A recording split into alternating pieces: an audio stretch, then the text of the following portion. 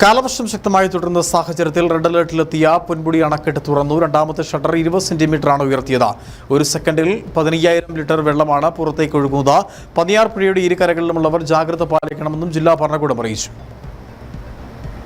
ശക്തമായ മഴയെ തുടർന്ന് പന്നിയാർ പുഴയിലൂടെ പൊന്മുടി അണക്കെട്ടിലേക്കുള്ള നീരൊഴുക്ക് വർദ്ധിക്കുകയും അണക്കെട്ടിലെ ജലനിരപ്പ് പരമാവധി സംഭരണശേഷിയിലെത്തുകയും മഴ തുടരുകയും ചെയ്യുന്ന സാഹചര്യത്തിലാണ് സുരക്ഷാ മുൻകരുതലിന്റെ ഭാഗമായി പൊന്മുടി അണക്കെട്ട് തുറന്നത്.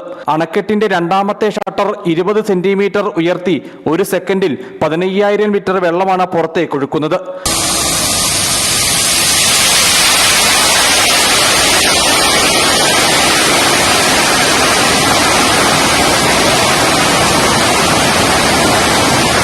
അണക്കെട്ടിലേക്കുള്ള നീരൊഴുക്ക് വീണ്ടും ശക്തമായാൽ ഷട്ടറുകൾ കൂടുതൽ ഉയർത്തും.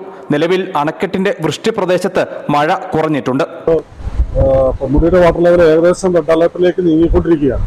രാത്രി ഒരു 10 മണിയൊക്കെ ആകുമ്പോൾ തന്നെ റെഡ് അലർട്ട് കഴിയുമെന്നാണ് ഇപ്പോഴത്തെ രീതിയിൽ നമുക്ക് മനസ്സിലാവുന്നത്. അതുകൊണ്ടാണ് ഒരു ഷട്ടർ മാത്രം വളരെ നിയന്ത്രിതമായ രീതിയിൽ 20 സെന്റിമീറ്റർ മാത്രം ഉയർത്തി 15.2 ക്യൂബിക് മീറ്റർ പെർ സെക്കൻഡ് എന്നൊരളവിൽ വെള്ളം നമ്മൾ തുറന്നുവിട്ടിരിക്കുന്നു. പന്നിയാർ ഇലക്ട്രിക് പ്രൊജക്ടിന്റെ ഭാഗമായുള്ള അണക്കെട്ടിൽ 707.75 അടിയാണ് പരമാവധി സംഭരണശേഷി. ഇപ്പോൾ 706.2 അടി വെള്ളമാണ് ഡാമിലുള്ളത്. മെയ് 29-ന് ശക്തമായ മഴയെ തുടർന്ന് അണക്കെട്ടിന്റെ 3 ഷട്ടറുകളും ഉയർത്തിയിരുന്നു.